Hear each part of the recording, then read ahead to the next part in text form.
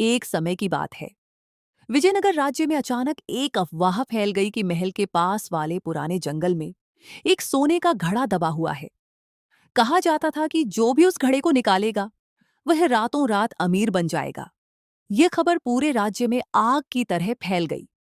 किसान, व्यापारी और सैनिक तक अपना काम छोड़कर जंगल में खुदाई करने लगे।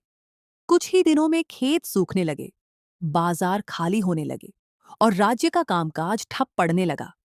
राजा कृष्णदेव राय बहुत चिंतित हुए। उन्होंने तेनालीराम को बुलाकर कहा, तेनाली, इस अफवाह ने पूरे राज्य को पागल बना दिया है। इसका समाधान निकालो। तेनालीराम मुस्कुराए और बोले, महाराज, कल सुबह तक सब ठीक हो जाएगा। अगले दिन तेनालीराम ने पूरे नगर में एक नई घोषणा करवा दी।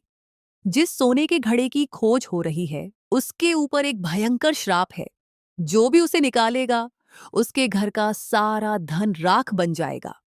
ये सुनते ही लोगों में डर फैल गया। जो लोग रात दिन खुदाई कर रहे थे, वे अपने फावड़े छोड़कर घर भाग गए। लेकिन तेनालीराम यहीं नहीं रुके। रात को उन्होंने कुछ सैनिकों के साथ उसी जंगल में जाकर खुदाई की। काफी देर बाद उन्हें एक पुराना मिट्टी का घड़ा मिला। राजा भी वहां पहुंचे। सबको लगा कि अब सोना निकलेगा। लेकिन जब घड़ा खोला गया तो उसके अंदर केवल एक ताम्रपत्र था। उस पर लिखा था, सबसे बड़ा खजाना सोना नहीं, मेहनत है। जो मेहनत छोड़कर धन खोजेगा, वह अंत में खाली हाथ ही रहेगा। राजा ने तेनालीराम से पूछा, तो क्या तुम्हें पहले से पता था कि इसमें सोना नहीं होगा? तेनालीराम हंसकर बोले, महाराज, यदि सचमुच सोना होता तो जिसने इसे छिपाया था वह यह संदेश क्यों लिखता? असली समस्या घड़ा नहीं, लोगों का लालच था। राजा ने पूरे राज्य में घोषणा करवाई कि अब कोई भी अफवाह पर विश्वास नहीं करेगा। लोग अपने अपने काम पर लौट गए और कुछ ही दिनों में राज्य फिर से खुशहाल हो गया।